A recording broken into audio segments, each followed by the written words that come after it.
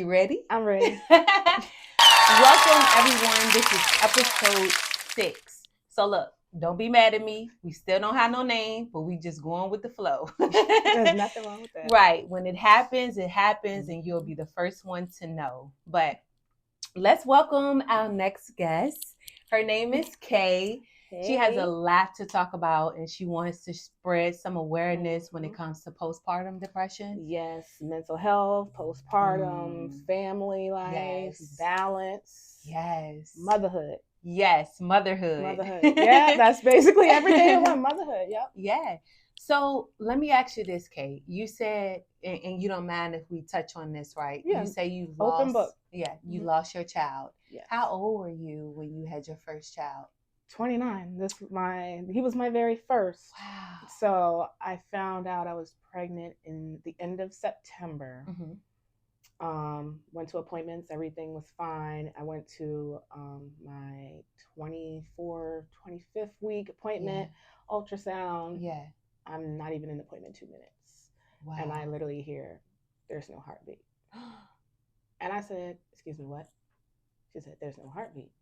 And I just kept saying, excuse me, what? Because I didn't understand. Right. Right. And that was on February 9th. When I found out. And how many months were you? I was 24 weeks. So it's about 4 You was months. almost ready to have him. Mm-hmm. I was, yep. Oh my God. Okay. So when she said that and when you went back on the 29th, how did you feel? Like you were in shock? Yeah, I left. We were in the ultrasound room. And then the nurse was like, she left and she was like, I'm going to take you to another room. So she took me and my wife at another room. And I was just sitting there. I didn't understand. And the doctor walks in and she's just like, I don't know what happened. I don't know. She was like, I thought we were doing everything right. Yeah. But my pregnancy was difficult. Okay. I had something called HG, hypoglycemia. So I was throwing up to 20 times a day. Oh my God. I mean, I was sick, throwing up, passing out. I was getting weekly transfusions because I wasn't able to keep down enough food because I'm throwing up so much. Wow. I mean, I'll be driving my daughter to school and I got to throw up because God. I still have to be a mother to get things done. I'll pull over. It was normal for me to be sick. But even though I was doing that, the doctor was like, the baby's fine. We had good heart rates the whole time. I actually gained weight the appointment before. And that's why she was just like, what happened? Because I thought we were doing great. Thought you were doing everything right. Yeah. Wow. That had to be hard to know that you got all the way up to those stages. You went through all of those phases of being sick and hurting, and then you end up losing your baby. Yeah. So what happened the day that, you found out you had to lose your baby, and like what happened? What was the process like during that? Okay, so the doctor told me she wasn't that concerned. I could wait up to a week to decide what I wanted to do. I had 2 options. Okay. So I had something called a D&E, which is something that would be performed where they would go in and basically extract the baby. Okay. Or I could just birth him. I chose personally to just go ahead through labor and birth him. Okay. I felt like that was the better decision for me. Okay. And I am glad I did make that decision. Yeah. And that was on the 9th I found out. I think the 10th, that 9th I went in. She called me. I called her and I said, this is what I'm going to do. Yeah. And she was like, okay, I'm going to call you back. I'm like, okay, this is Friday. Yeah. I'm like, I got time. It's Friday. You got the weekend. Yeah. She calls me back and she's like, hey, I can just be there at 8:00 tonight.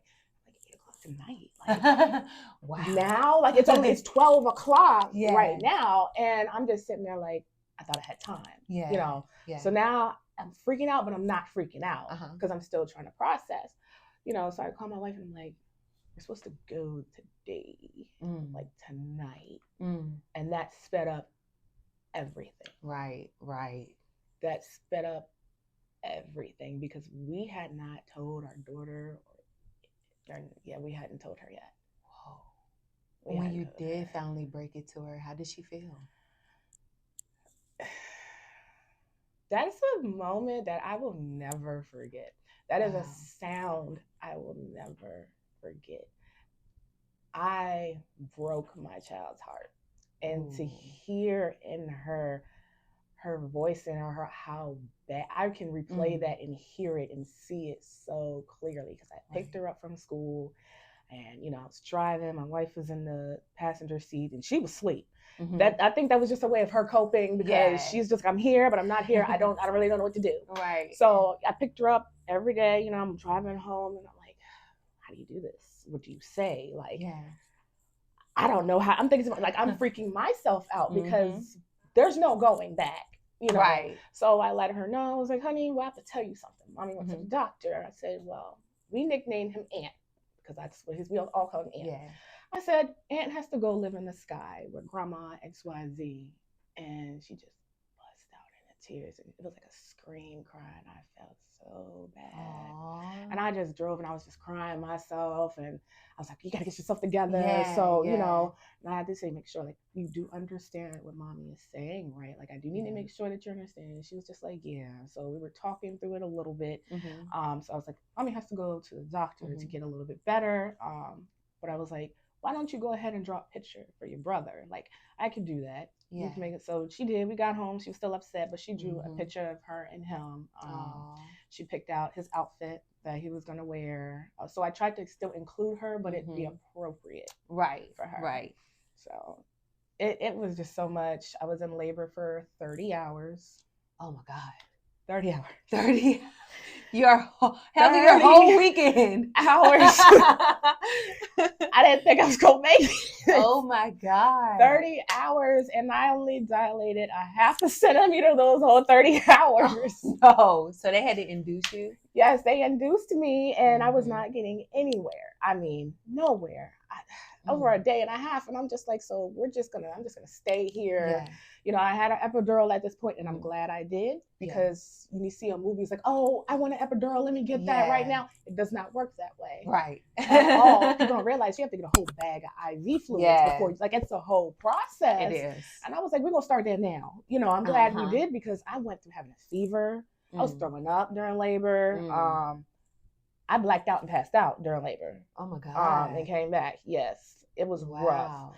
At around 2:00 in the morning, they came in and was like, you're not getting nowhere. We're going to go ahead and give you some Pitocin. And at this point, I'm like, well, about time. I don't know what really took you this long. 30 hours. 30 hours. Finally. Let's get this done at this point. I am hungry here. So it was like 2:00, and I had a doula. Oh, nice. Shout out to Powerhouse Doula, Amber. She is amazing. And shout out to her for being able to jump into a situation, literally, hey, this is what's going on, because just like I'm digesting it, she's got to digest it and still be a support. So I'm so appreciative I did take the step to get a doula, because again, you never know how pregnancy can go. So they gave me Pitocin, and I remember it was like 2:00, 2:30, and I took a picture of the monitor and I sent it to her. I was like, yeah, they put me on this. I'll let you know. And she's like, okay, that's what they're supposed to do. So I'm laying on my side. I had the monitor around my stomach, and the nurse kept coming in. She was like, we cannot see you on the monitor. So she kept coming in trying to adjust it. And I'm like, you'll figure it out. I'm tired. So at this point, she keeps coming in. She was like, I'm going to get the other nurse to come in here to get it and adjust it again. This time I'm on my left side. So she was like, oh, well, he's here, sweetie. Do you want me to wake up your wife? I said, nah. Because I'm not registering what she's saying. She was like, no, sweetheart, he's right there. I was like, okay. I said, yes. He was out. He was out. Okay. He was literally out, whole in his sack. It was so beautiful. I mean, and shout out to my baby, because I always said who was going to do that pushing in labor. It was not going to be me. So he took care of that for me, because I didn't feel a thing. But yes, he came out whole in his sack. Beautiful. And I think I look at that as like he was untouched. He is God's gift. He's so pure. That's really how I look at it. Unfortunately, he did have the cord wrapped around his neck.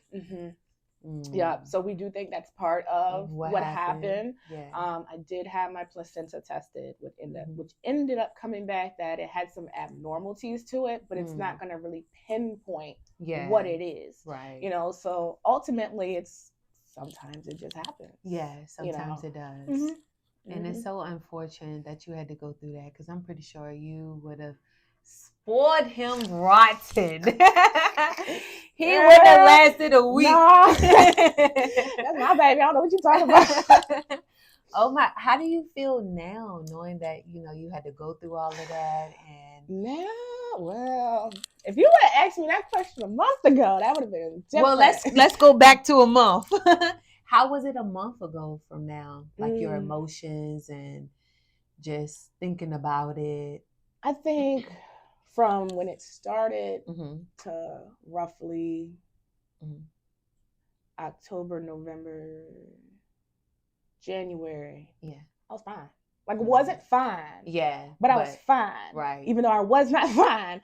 But it really hadn't digested for me. Yeah. Fully. Right. When I got closer to his birthday, that's when it was like hitting me. It hit you. I was like, what is going on here? Like, yeah, we're about to come up on a year, and then life is still going on. Yeah. I'm still having to be a parent every day. I'm still having to show up every day, even though I don't know how I'm going to show up every day. I'd walk around just angry. I mean, I would feel it in my chest. Yeah. I'm just angry, pissed off, sad. I would cry one minute and have to get myself together. I'll be driving, crying, and that must be the postpartum as well. My emotions were just up and down. Oh God. And I'm not talking like one day. I'm talking 5 minutes, 10 minutes. It's rough. It's rough. Wow. And we think, because at the end of the day, even if you lost a child, you're still a mom. You still had to go through the physical labor. You still had to carry the baby. You're still actually a mom. So, and right now I know you say your stepdaughter, like you're taking care of your stepdaughter with your wife. How is she after all of this had happened? How is she doing? It's been a process. Yeah. For her too. It hit her. She started acting out at first. And I would notice it, put her in counseling, which helped. Yeah. But again, everybody has to grieve. Yes. Everybody is going to grieve differently. So she would do good for a little bit, then she wouldn't do that good. So then I started getting her into actual different things to keep her busy. Yeah. So dance group, she does a lot of braiding hair classes, just different things to keep it constructive. Yeah. But even though I did that, I thought about it. I was like, I could do that all day. Yeah. That's technically considered a distraction. And that's what my therapist told me until I deal with it. But she's watching me. Yeah. How am I dealing with it? Yeah. And it would kind of irritate me because she's like, Mom, you okay? You okay? You okay? And I'm like, I am fine, you know. She asks you every second. Right. And I'm just like, dear God. But I'm like, I know she can feel it. Yeah. They can. That is really what it got me. And I was like, I have to fix myself because she deserves a healed mom. Right. She deserves a present mom. Right. So yes, this happened, but I have to teach her it doesn't stop life either. Right. Right. So I think while teaching her, I'm teaching myself. Yeah, absolutely. Yeah. Absolutely. Both of y'all are growing through that hurt, that pain. Yeah. What about your wife? How does she take all of this?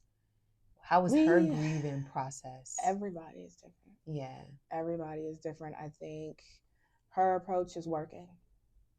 She works. Okay. And I can understand it because I didn't take time after I took 2 days off after I had him. And then you went right back. I went right back to work. Yeah. I went right back to work. Is it because you didn't want to feel? I probably didn't. Yeah. And I think, because I was keeping busy, and that's why my therapist said that's a distraction. You're trying not to feel. Yeah. And I wish I hadn't went back to work. But I don't think people really realize where you're put at. And when you're in that situation, you can't take time off because you have to work because you still have bills. Right. but I can't sit here and get the help that I need mentally either, because I have to go to work to pay those bills. Exactly. You know, you get put in a box of like, there is no balance. Yeah. You know, I had to go through a phase of like, I need a therapist. I work in mental health. Yeah. Okay. To be on the other side, and I called a whole lot of offices. Oh, we're full. We're not taking new people. We don't have such and such for 4 months. We don't have this for this. I've called another doctor, you know, insurance, and they called, give me a list. I mean, it was sad. Right. It was, and I was just really sitting there, and I'm just like, mental health, I feel like you failed me in this way. And it's sad to say that, because postpartum, I didn't realize how big of a impact it was going to be. Yeah. I actually had pre-postpartum. So I had postpartum while pregnant. Oh, wow. Yes. And my doctor told me, she was like, yes, you can have that. So during my pregnancy, I was very like, I'm trying to be self-aware. Yeah. I really am trying to be self-aware. And I told her, I was actually really scared of postpartum. I was like, I'm terrified of postpartum. Yeah. I already deal with depression as it is. And I know how that looks for me. Yeah. So that scares me. Yeah. And when I started going through it. Yeah. A lot of people don't know, because even when I had my child, I had her when I was 15, I was not aware of postpartum depression. I went through those phases without even knowing what it actually was. Yeah. And for you to be able to come and just bring awareness about what it is, how it could affect you. So share with us a little bit of what emotions and what feelings you had to go through postpartum depression. I've had so many emotions. It was just up and down. So many emotions, so many thoughts. I've had so many opinions from people, because nobody really knew what happened. Yeah. No, I really haven't told anybody what happened. But when I had posted, you know, he had passed away stuff, and I'm talking, I got 1.5 million views. Whoa. My inbox flooded, and I'm thinking, like, you get some support, but I had people, oh, you're a terrible mother. I can't believe you did that. You shouldn't have kept with the pregnancy because you were sick, and you don't deserve to be a mother. Like, I really was like, people said that? Yes. I promise you, they did. I actually took my social media down for a while, because I was just like, dang, like, I already feel like I failed as a parent. Yeah. I did the one thing I said I never want to do, is I broke my child. I broke her. That is something that's already, I broke every single person. I take that. I feel that. I feel 110,000% guilty, and all of them know that. Why do you feel like you broke people? I'm the first daughter to have a child. Like, it was, I'm not going to say a lot of pressure, but this was a lot of first. And I feel like I definitely let a lot of people down and myself down, because I felt like, dang, I thought I did everything right. I dated, I got married, you know, I want to have a kid. And I'm like, dang, you still can't do nothing right. Like, for me, that hit me really hard, you know, and I'm just like, I'm messing up this child's life. I can't do nothing right. Like, I really took it so bad, you know, to the point of, even when you said I'm still a mother, I battled between, well, am I a real mother? Yeah, absolutely. You know, and sometimes I still do battle with that. I do, because even when it comes to my stepdaughter, I don't call her that. That's just my daughter. Yeah, you know, like, I don't really see no difference in anything. It is what it is. But sometimes I feel like I'm not showing enough for her. So am I the appropriate mother that she needs? That's something that I struggle with motherhood, you know? So even with postpartum, I'm just like, some days are good, some are bad. That's looking like, some days I can't get out of bed. Yeah, that's a lot of pressure you've put on yourself, to think that, you know, you're messing up everybody's life, or you're not doing things right. You had a kid at 29. Yeah. Just imagine the ones that have it at 15, 16. You waited a long time to have a child, and you were ready at that stage. You know, you are a full adult. You have patience, understanding. You grew through a lot. I'm pretty sure you worked through some of your traumas.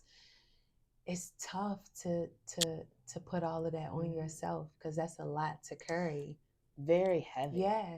it's very heavy. And it's not true. It's not. Yeah. And you have to learn to not internalize it. Right. You know, I think this whole process has taught me a lot about myself. I won't say I wish this would happen because I wouldn't, but I am blessed for having the situation that happened because it's brought me so much closer to God in so many ways. Like, I used to be like, hey, God, listen, I don't know what we got going on, but now I'm like, I'm reading the Bible. I'm listening. I'm being quiet. Yes. And I was just so angry. I mean, me and my wife would get in it. You know, it's that grieving process. And I mean, I went off of her so bad one day. I mean, I had to sit down with God. I was like, God, I'm angry. You know, like, but this anger is not healthy. And I had to say that. I said, God, this is not healthy. Yeah. I need you to take this from me because it's stopping everything. I'm so angry. I have headaches. I can't sleep. I can't eat. This is not, my child is seeing this. Like, come on now. So I sat there and I said, Lord, I'm going to listen. I'm going to let it go. I let it go. I've been fine since. Wow. I can be stressed and have 29 cents in my bank account. I'm cool. Yeah. Because like now, I really do be like, God gonna figure it out. I don't know how, but he gonna figure it out. Right. Like I really don't see a point in stressing anymore. I'm all about being a present parent. Wow. Because that's very big for me. Yeah. My mom was not present. So I'm very big on being present and that she knows I'm there. And I think it's really actually teaching me, and I've learned that unlearning is harder than learning. It is because we get stuck and thinking that, this is the way, this is how it's supposed to be. And we get stuck that way. So let me ask you this, how was your relationship with you and your mom growing up? It was rocky. I lived with my grandma up until I was 11, so she took care of me and my brother. But she passed away from cancer. So when that happened, I moved with my mom, and we moved a whole hour away. So this was me starting 6th grade, you know, didn't know anybody. And now looking at it now and understanding, she had my brother at 15, me at 16, you know, so she's still technically young. She's in her 20s, you know what I'm saying? Then back then, I'm just like, she's just not there. She's just not there. But now, I understand she was grieving. But as a child, because she was still a kid, she was still a child, and that was her mother. You know, so she was not able to be as present as I would have wanted her to because she had to go through her grieving process. So it took us apart. You know, but over time we would build. I feel like any type of mother-daughter relationship, you're gonna have those moments where you clash. You know. But you're going to always come back. You know, like I will say I'm so thankful for my mother. And this really hit me about a month ago. I just had a move because she moved away. And she moved down here close to me just for the baby, you know. So that's another reason I was like, I done got people's lives all over the place, you know. And I sat there and I was not a happy person when I was pregnant. I was not. I was grouchy. I was throwing up all the time. I was just miserable. But I wish I had enjoyed it, and I wish I had included my mom a whole lot more, you know. And I think when things happen and you really allow someone to be there, it makes a huge difference. Yes, it does. And she probably was happy that, I get to be a grandma. I get to see my daughter. But I don't think you messed her life up. That was her personal decision to be closer to you. Right? So it's not, my mom moved down here, but none of this happened. And we have these situations where we don't know what's actually going to happen, but I don't think she blames you for it. No, I know she doesn't at all, because to her that's nothing. You know, did therapy help you work through letting go of all the guilt and the shame that you were holding on to? Therapy definitely helped, and I have a therapist that's gonna keep it real. Because she'll tell me now, Kenya, and I'm like, you know what, you're right. Let me bring it back a little bit. Yes, because I had a lot of stuff going on, from grief to marriage to this, and I'm just like, we gotta come to the table because I'm losing it. You know, I don't know how to communicate without yelling right now because I'm so angry. You know, to have somebody in the middle. And just be like, y'all are saying the same thing. but you're not able to communicate like Right. you want to, Right. you know, and to have her sit there and be like, this is how you need to really sit back and appreciate what you have. Appreciate yourselves with what you have built. Yes. You know, and sometimes you have to have somebody tell you that to bring you back down, because this one situation is not going to kill our whole lives. Yeah. You know, and for a while, I just felt like, that's it. What's the point? Yeah. You know, I really could say, I was like, I lost everything. You know, I was like, I walked out of a hospital. Like, I had him at 3 a.m. By 12 p.m., I was walking out the hospital. Wow. So it's just like, dang, I walked out with nothing. Right. No, I could definitely understand those feelings because you lost your child. And you went in knowing that, this is the procedure, but it just didn't feel as real until you left out there with it did not feel real. I think. What about all the baby clothes and stuff y'all brought? You still have them? Oh, Lord. He has a lot of clothes. But what I did was, it was a couple months ago, maybe 2, maybe 3 months ago. I had something, I don't know, God placed it on my heart. Yeah. And I was just like, it's time to give some of these clothes away. There are people out there I know that need these clothes. Because I'm talking about, I had a whole room full of diapers and wipes and, everything. Like, he was going to be sad. Yeah. And I'm just like, I was just like, what are we going to do with it?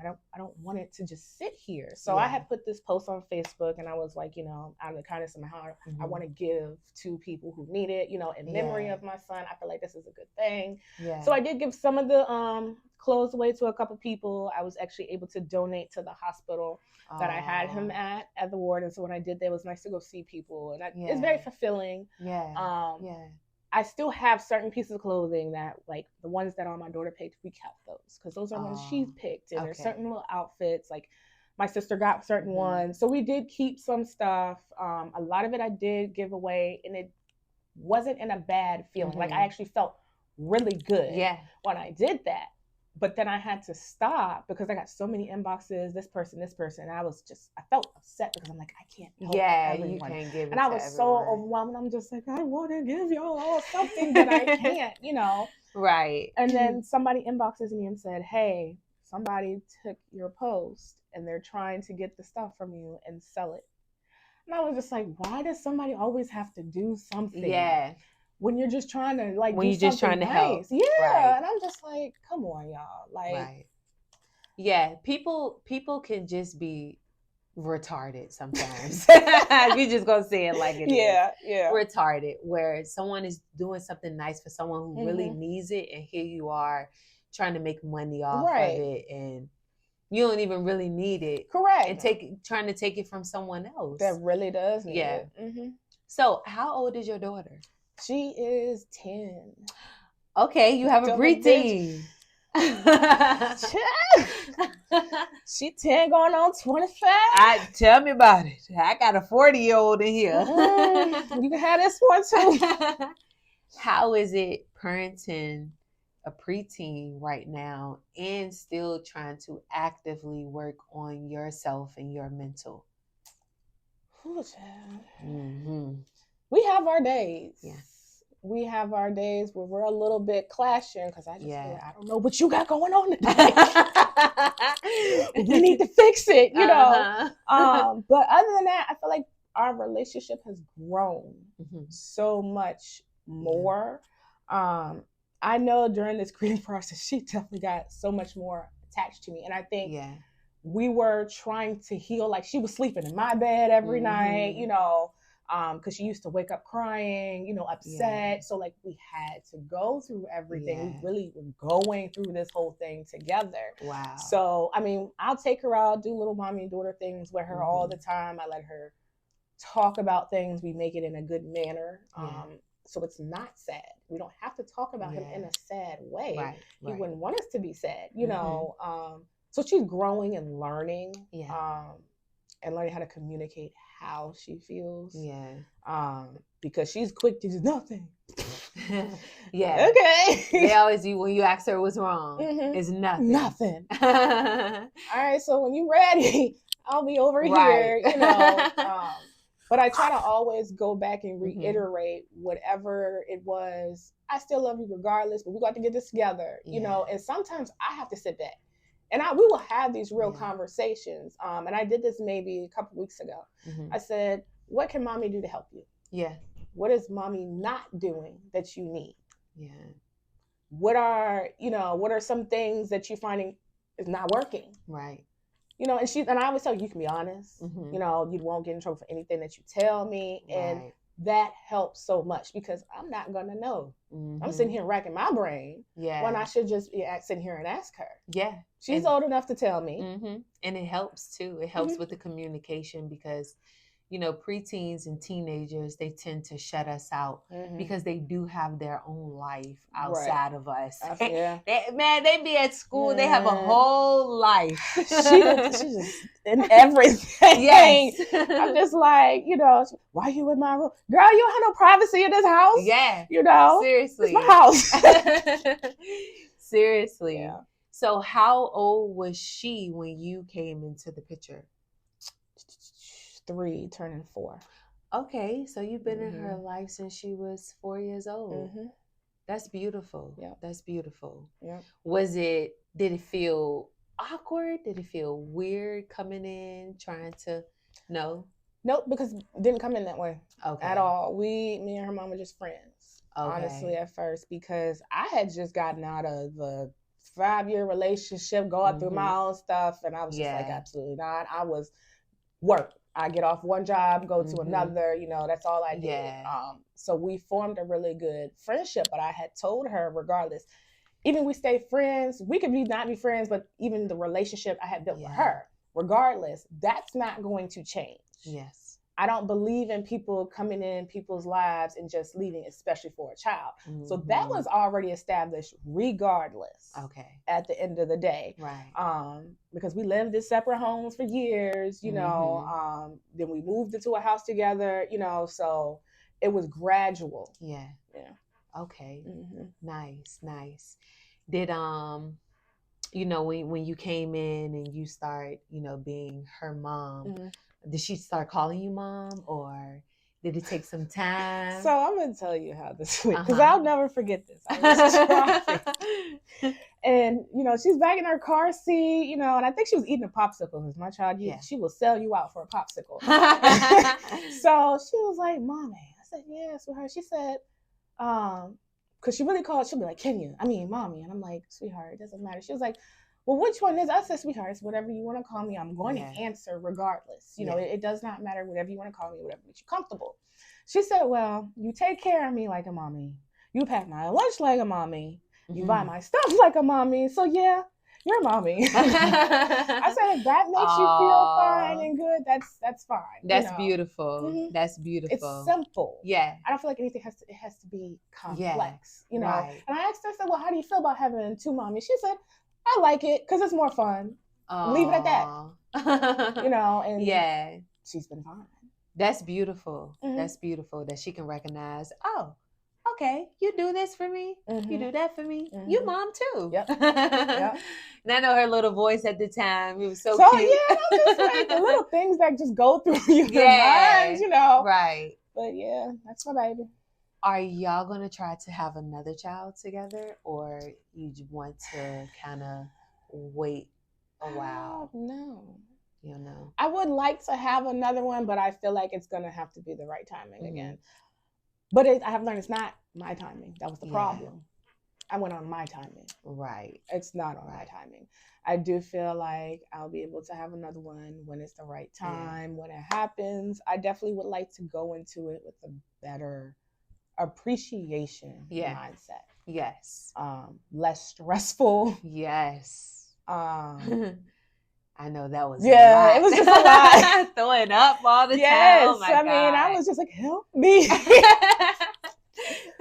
I still would like to try again because I do feel like my purpose, one of my purposes on you know on this world is to be a mom. I feel like I have a lot of love to give. I just feel that way. So I would like to make that happen. That's beautiful. Yeah. That is beautiful. And I know when you do cross that road again, your kid is going to be, like I said, so spoiled. I can see it all in your face. That's my bad. Now what you doing? Right.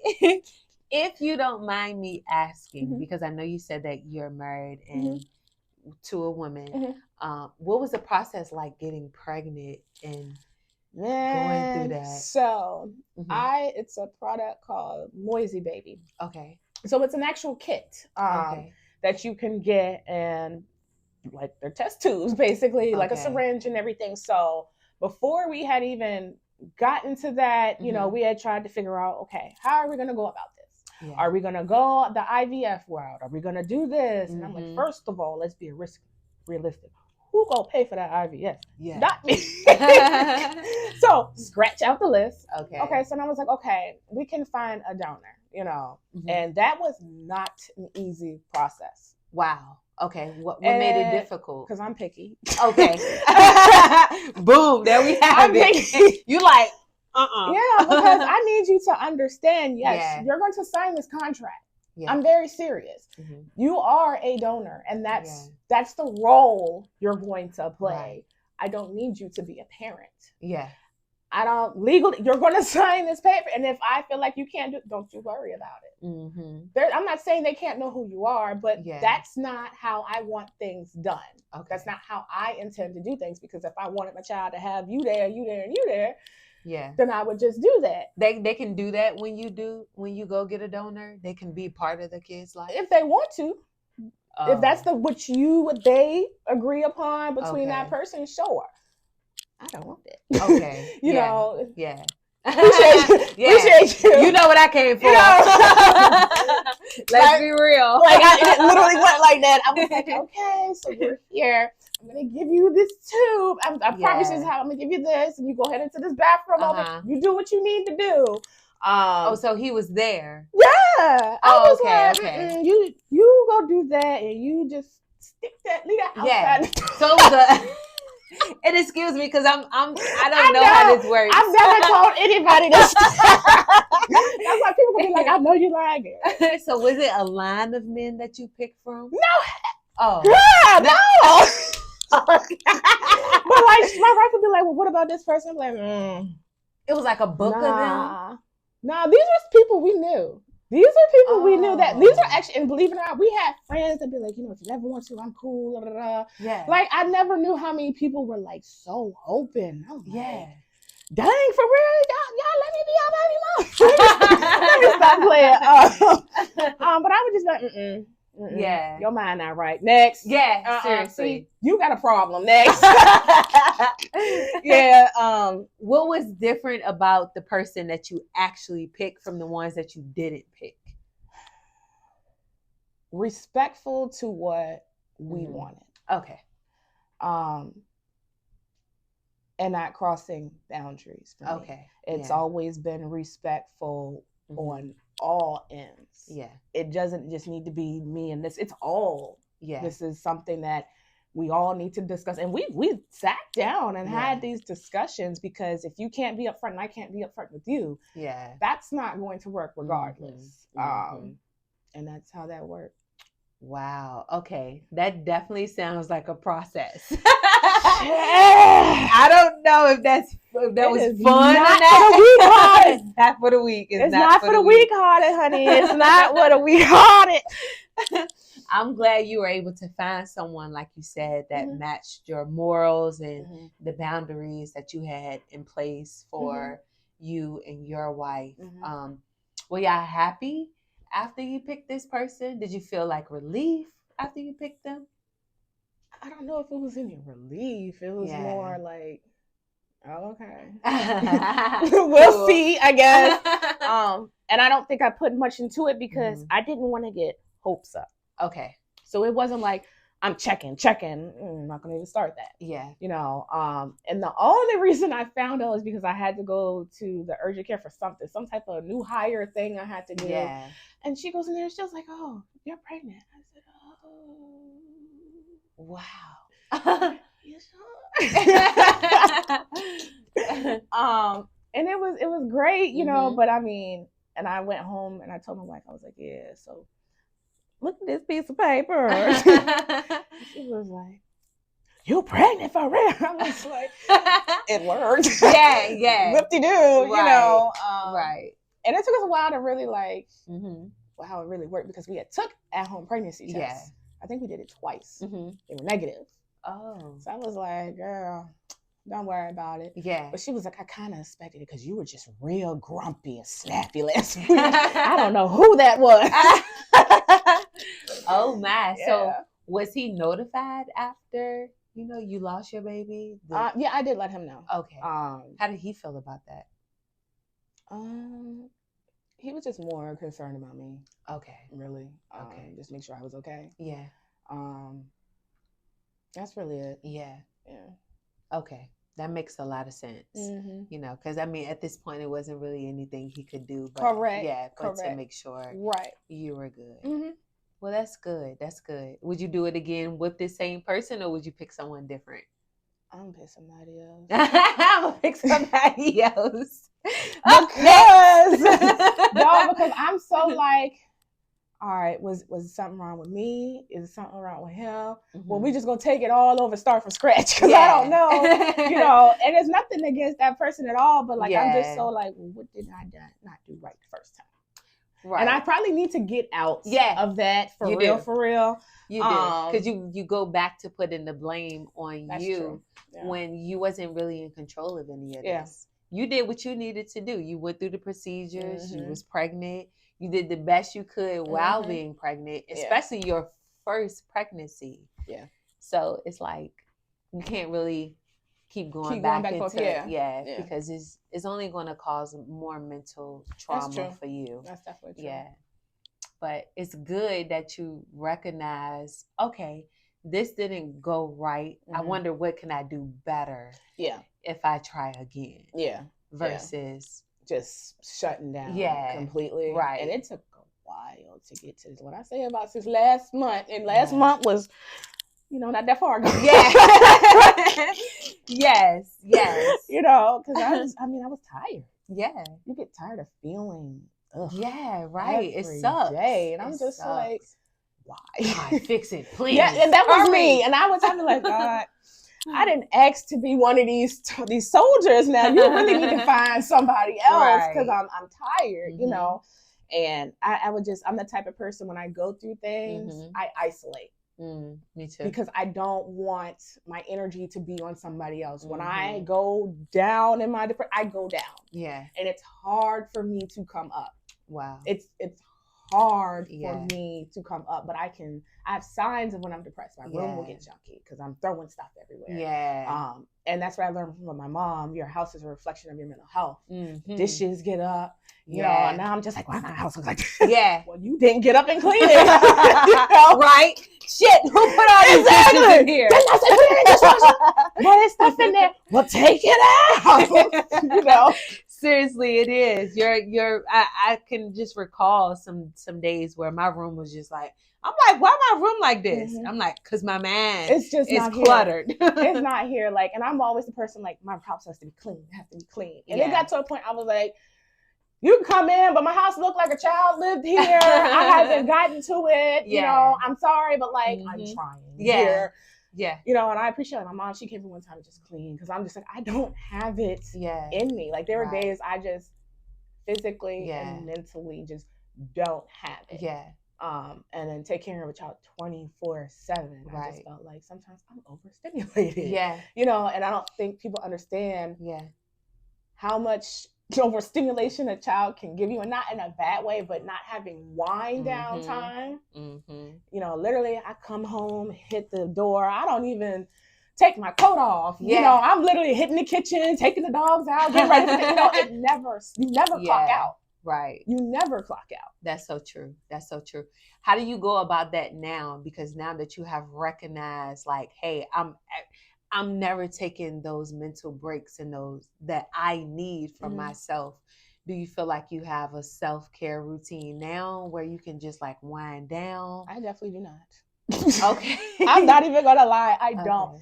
And I'm really working on balance. I really want to work on balance, because it's so hard to have balance between, again, the work, the home, you know, other things I have to do. It's just a balance. And between that, I have to not feel guilty. Yeah, absolutely. Taking that self-care. And I had a conversation with somebody and they made sense. They was like, you don't need to take a whole day for self-care. Yeah. You know, she said, even if you have 5 or 10 minutes a day, that can be your self-care. You setting yourself, you know, this time to take a shower. That can be self-care. Most people have it like, oh, it has to be one whole long day to do that. And I was like, okay, that does make sense. You know, I'm just so used to boom. Yeah. But when I do take that moment to slow down, I'm just like, oh, that's what that feels like. Yeah. Okay, I need to do that more often. But I'm learning. Because I actually took my daughter on a self-care day. We went on Sunday. I took her to this little circus thing because I'm now trying to teach her like early. Yeah. It's okay to have self-care days, like take days and breaks for yourself. Just like I allow her to have mental health days. Yeah. You know, I really do. She does not take them off, and she may take 2 a year. She loves school, so she's not trying to miss a day. Okay, trust me, I got one here. Not like miss a day. You know, so when I know she really asks for one, I'm like, okay, but I'll let you have that. Because you have something going on, you can communicate and tell me, and not trying to be funny. We as adults need them too. Why can't a child need one?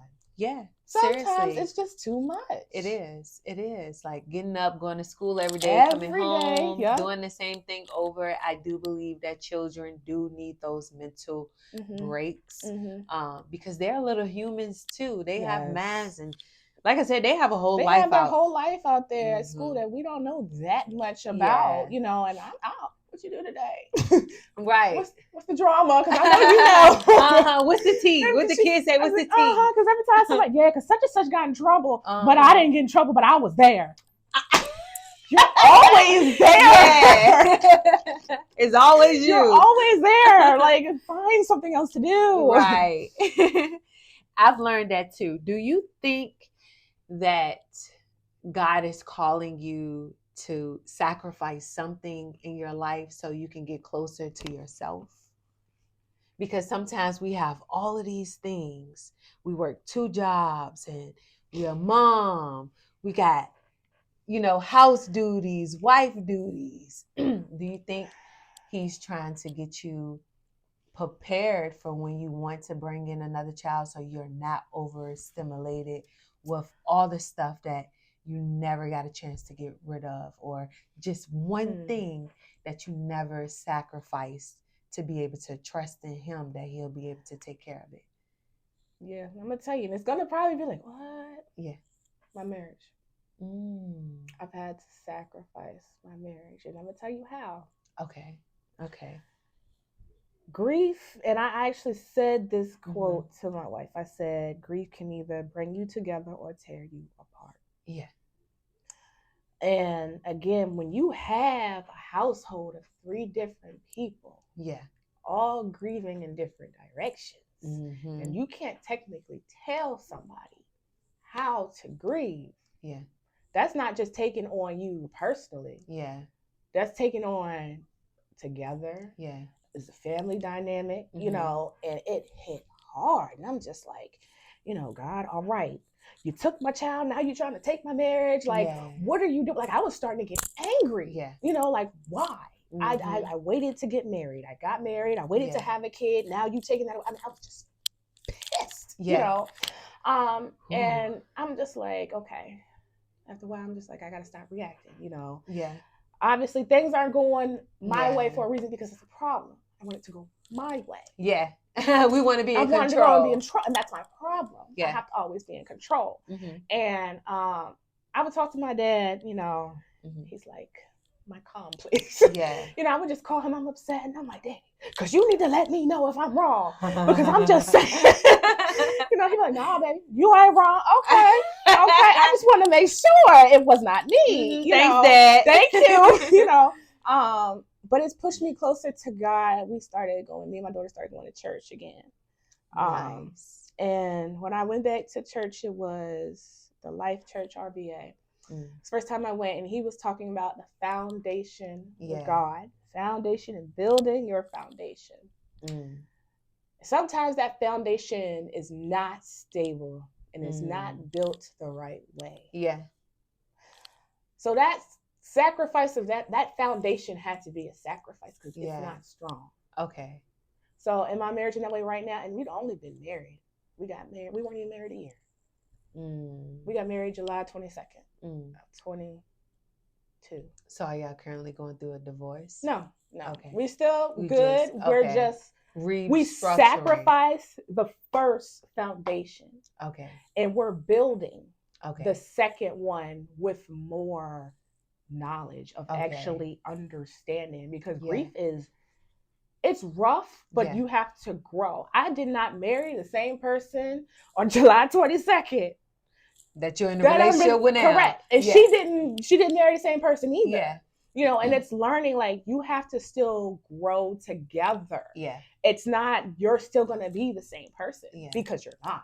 I wasn't the same person last week, you know? So I was okay. When I did that, I sacrificed. I mean, I had to sit there. I had to pray. I did. I sat there and I was like, God, I'm listening.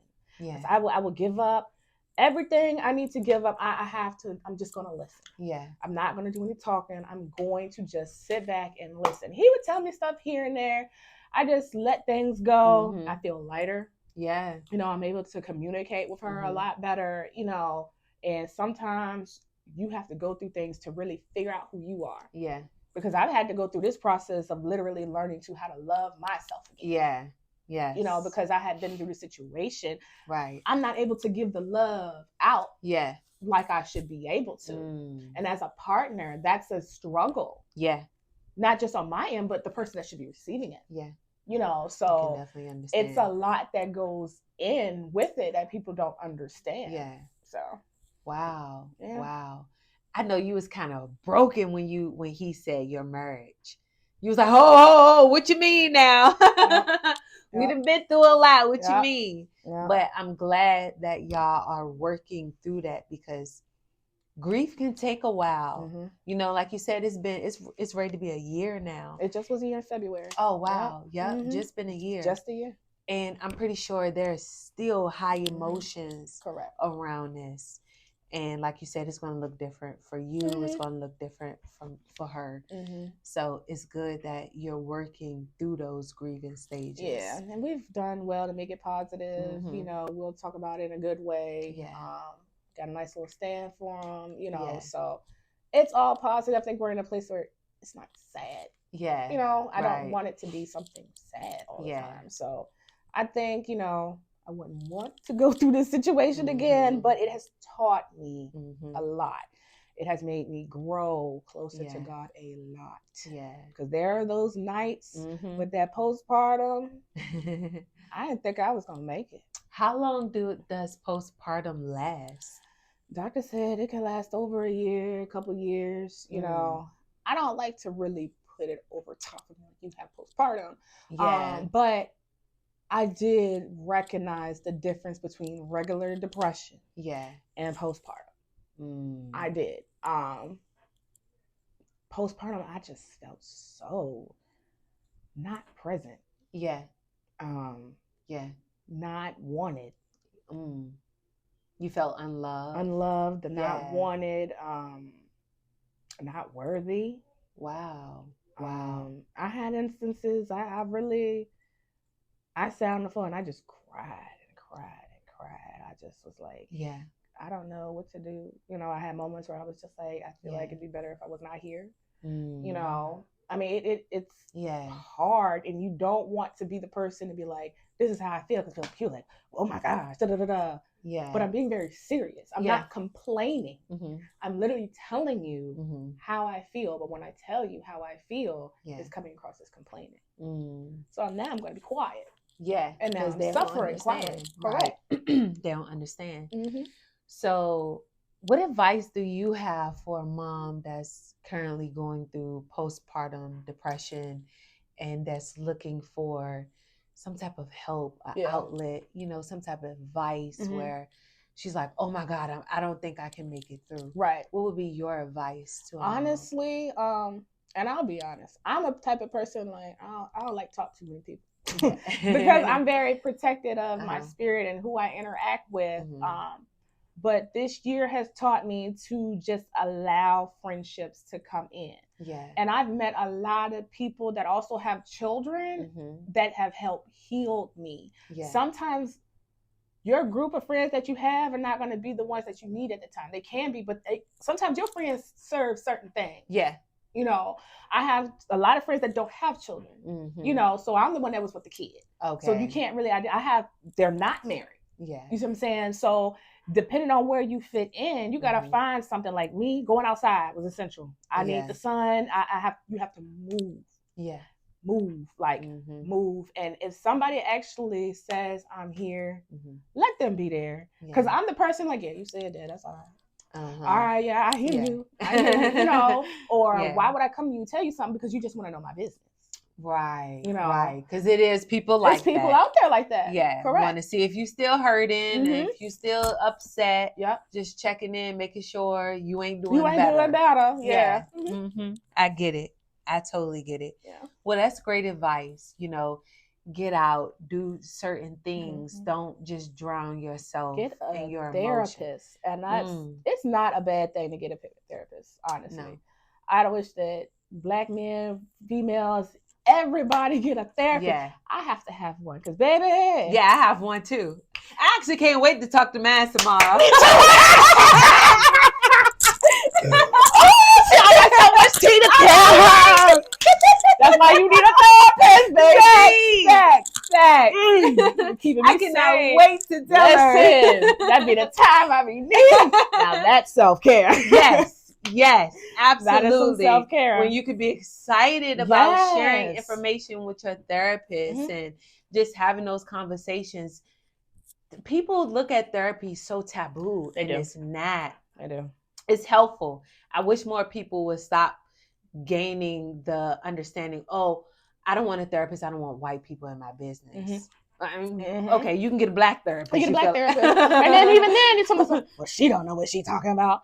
So you just, you know. Yeah. And that's, some people are just not open to therapy. Therapy is not going to work unless you work it. That's true. And that's you know, you can sit there and they can tell you stuff all day, but if you don't put any effort or anything to, baby, we're going to sit here and keep talking about the same thing every week after week after week. Until you get it. And I'm going to sit here and remind you.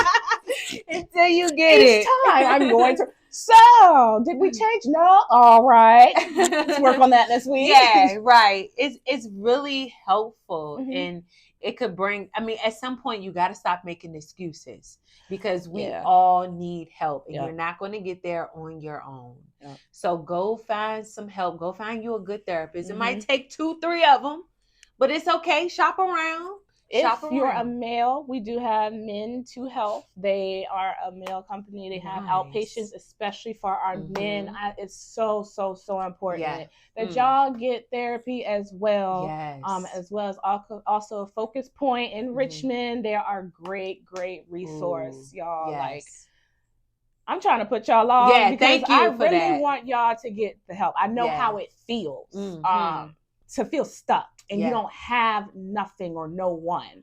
And appreciate therapy, seriously, because I didn't go for a long time. Yeah. And I will say it does, the therapist matters. Yeah, it really. They matter. Yeah. They matter. You have to find somebody in a sense that matches with you. So sometimes if you go to somebody that doesn't work, don't give up on it then and there. Right. You have the right to say, I need to try somebody else. You have that right. Agreed. You do. Agreed. You have that right to say that. If it's not working, don't waste your time because you're wasting your time and your growth. Yes. You know? Yes. One girl showed me how you could pick a good therapist.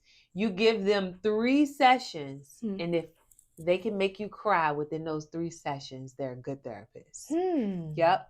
And session 1, I'm tearing up. I said, okay, I'm going to keep you. I'm going to keep you for a while. Crying in mine too. I know my therapist is like, this child right here is a mental case because I don't know what happened today. Right. And it's only 9:30. Wow. And the growth that you can really get from having a good therapist is beautiful. It is. So we are definitely encouraging anyone who's watching this and you feel like you're falling apart right now. This is your sign. Get a therapist, get some help. Nothing's wrong with that. You won't regret it. Look at how happy we are talking about our therapist. I can't wait to see my girl. Been a long time. For real. Yes. Seriously. Okay.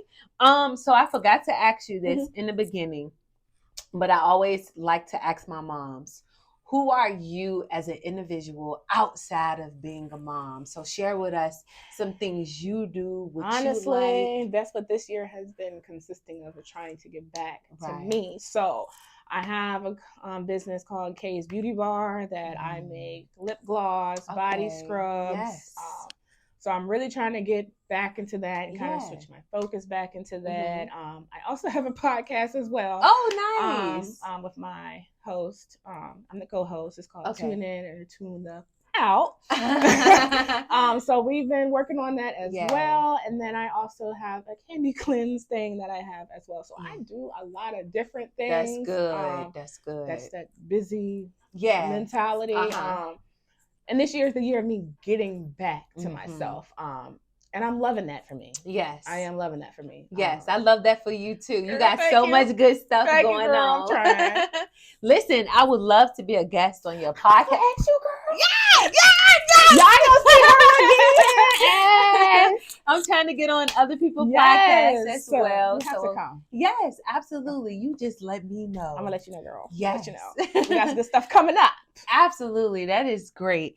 Is there anything else that you would like to share about mental health, postpartum depression, or, just awareness of losing a child? I would say, I always would get asked, how do you feel?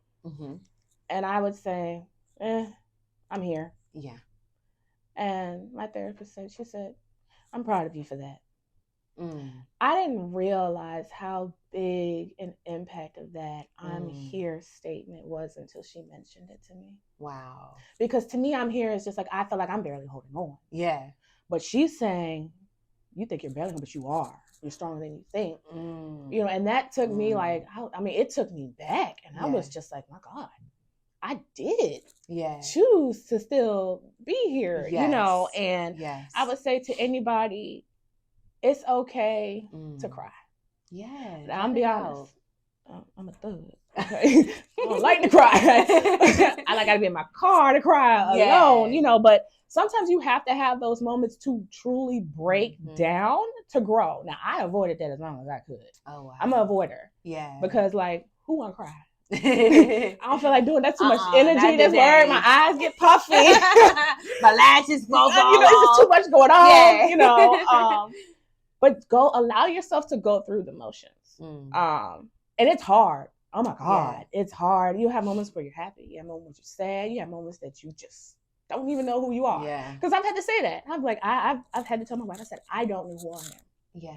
I do not know this version of myself. And when I did not know. Yeah. I'm just now 30, really coming into myself. Yeah. And appreciating it. Yeah. Loving it. Right. Feeling good about myself. Yeah. And sometimes you just got to go through things and not to be stuck.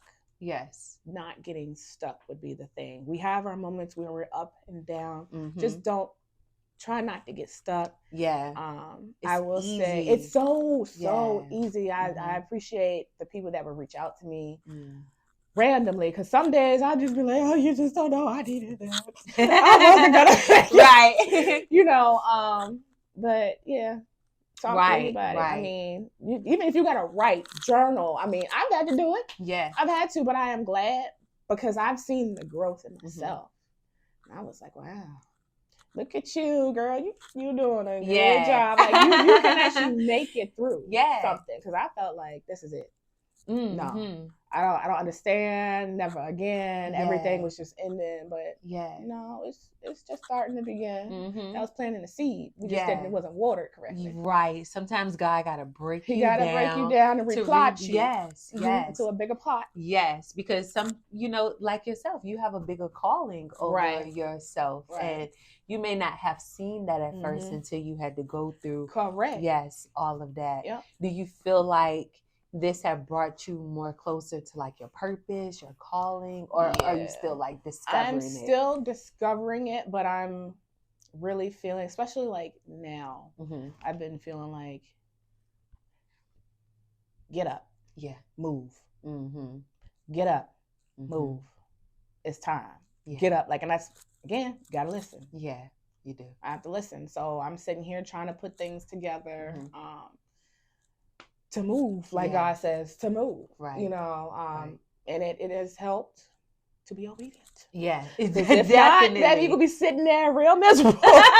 Seriously. No lie. Seriously, listen to God when He's telling you to do something, because that's your sign. It is. That's how you get out of certain emotions and into a better state of mind. I was going to say something else. I kind of forgot. we got so hyped up about the therapist and all the other stuff. Well, I do want to say, I do appreciate you having the courage to come on here and speak about your situation and bringing awareness to other people and, you know, enlightenment about postpartum. Yeah. It's beautiful when we can have people that are ready and willing to share their stories. Right. Yeah. Oh, this is what I was going to say. Even if you a mess, you are still amazing. I'm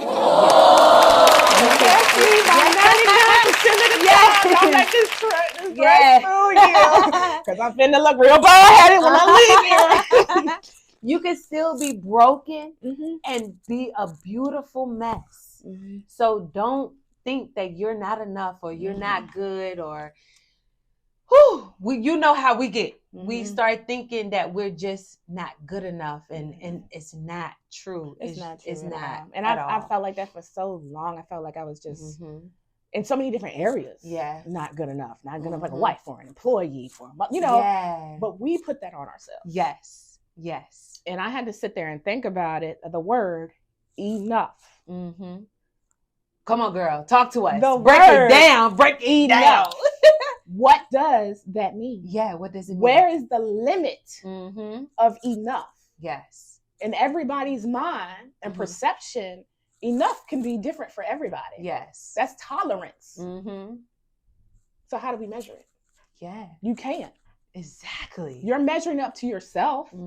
You're over here putting that in your head. And I had to do that because my whole childhood, I don't have enough. I don't do this right. And I'm just like, nobody said that. So why do you feel like that? Yeah. I'm putting all this pressure on myself, and I feel like that's not enough. So because that's not enough to reach where I feel like I should be, I'm telling myself I'm not enough. Yeah. So now it's enough, period. Let's see, we go. It's still going.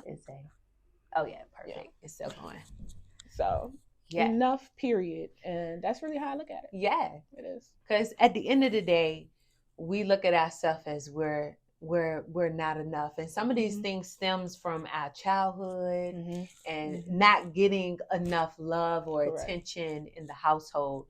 But overall, as you come into your adult life, you realize I am enough, and I deserve this. I deserve all of that. All of it.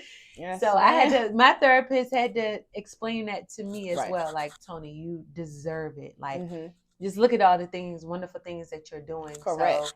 Yeah, I'd be having to, what the kids say, raise myself up. Yeah, you the same way. I used to be, Mom, you sure? And I'll be like, you know what? Yeah, because let me stop just declining everything. Since y'all be offering all the time, the Lord says, I shall not deny. Right. So let me go ahead and, because then you can block your blessing like that. Yeah. Don't put limitations on your life, because there's so much that you can do and you accomplish when you have the confidence to achieve it. Yes. So again, we want to thank this beautiful lady here for coming and sharing her inspiring story. This is her truth, her story, and she's amazing, and she's living in that, and that's wonderful. Thank you, girl. Thank you. You're so welcome.